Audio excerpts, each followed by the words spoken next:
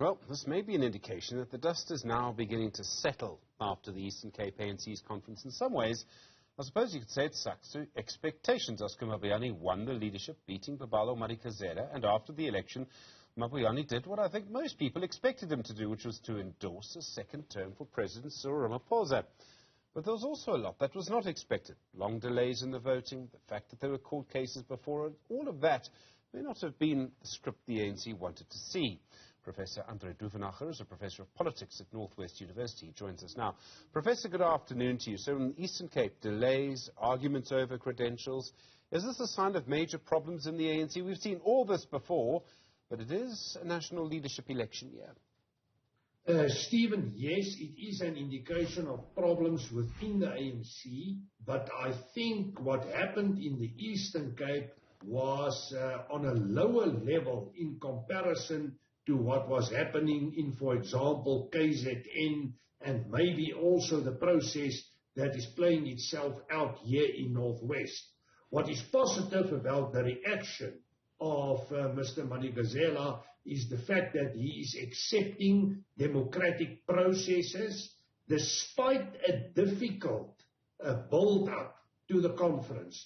We must take into consideration there was about 150 complaints or conflicts, 60 were escalated to a national level. At one point in time, there were concerns that the conference may collapse, but I think the fact of the matter is that Oscar Mbayane's position was a very strong one. He had the support of the National Executive Committee of the ANC, and then on another level, it seems as if the RET group, now referring to Zuma and their loyalists throughout the country, they are finding themselves more and more in a very difficult position.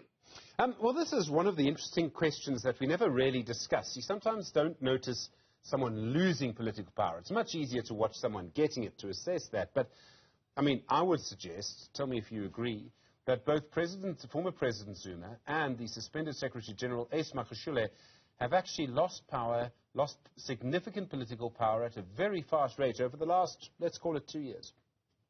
Yes, I won't take it as long as 2 years, but I pick it the tendency up since the violence of September last year, which was clearly a rebellion from within the ANC against the leadership of Ramaphosa. Since July last year, I think the momentum went down for both Zuma and Ace Magashule and their loyalists. We have seen this tendency first in the Northern Cape, then Limpopo, then we have seen it in Gauteng, where the people are supporting Cyril Ramaphosa came out strongly. He got the endorsement from Mpumalanga, and what was outstanding is KZN. And it was also interesting to me that even in certain KZN regions, the president did perform relatively well, although not receiving a majority. When we look at the Free State, there's also a momentum going against Ace Magashule, coming from a person in the name of Kulisi Dekwana, a former speaker and leader in the Free State. And here in Northwest, there are at least two prominent leaders that is loyal to Cyril Ramaphosa that I believe stand a strong chance of winning the election here in Northwest if it is not derailed one way or another. Well, the issue around Northwest, I know that's a region you know very, very well, a province you know very well. We saw these divisions in the Eastern Cape. We saw the postponements and the delays, but they were able to get a result. Now, look, the history of divisions in the Northwest ANC goes back probably at least to 2008. I remember a provincial conference being broken up by police, I think at Sun City in that year. That's 14 years ago, Professor. What are you expecting this time around? Well, Stephen, to be honest with you, I think the scenario at the moment is probably a bit better than what it was, let's say, a year or two ago. I think the power base of Supra Mohamupelo is no more as strong as it was, let's say, a year or two back. He is part of the RET group. This group is losing momentum. They do not have access to state resources, so they are running into trouble. Then there's at least two candidates aligned with Cyril Ramaphosa that I believe is relatively strong. The one is Mr. Nonu Moloi, and the other one is the current Premier, Bushi Mapi.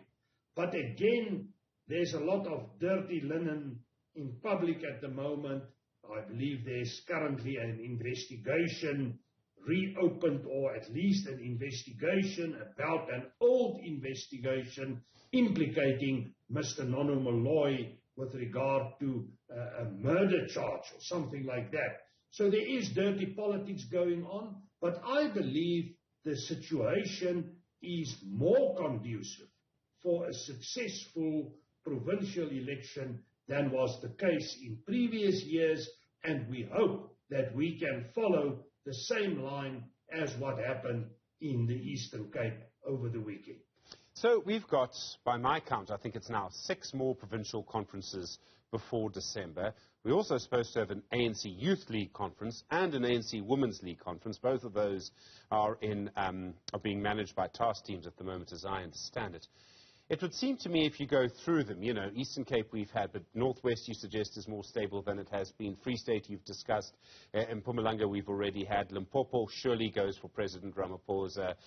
We see, for example, what could happen. Northern Cape had theirs last year. Western Cape is a bit small. It would seem that our politics always comes back to one province. And what may be the most important provincial conference before the end of the year, once again, is KwaZulu-Natal. Stephen, yes, indeed. My take on it is that it is highly likely that the current President, Cyril Ramaphosa, can get the support of 8 provinces. But the one outstanding is KZN, and KZN is the biggest problem at the moment, not only for President Ramaphosa, but also for the country at large, because that is the starting point of all instability. That is a province that is influencing South African politics in a fundamental way, and unfortunately, it's not always a very constructive way. But what is interesting, in the Interqueni competition, the candidacy of the Ramaphosa lines did receive a lot of support. What I, however, believe may become a very complicated issue is the step-aside rule and the way it is implemented by President Ramaphosa and his group. What people want is consistency, and they would like to see strong action.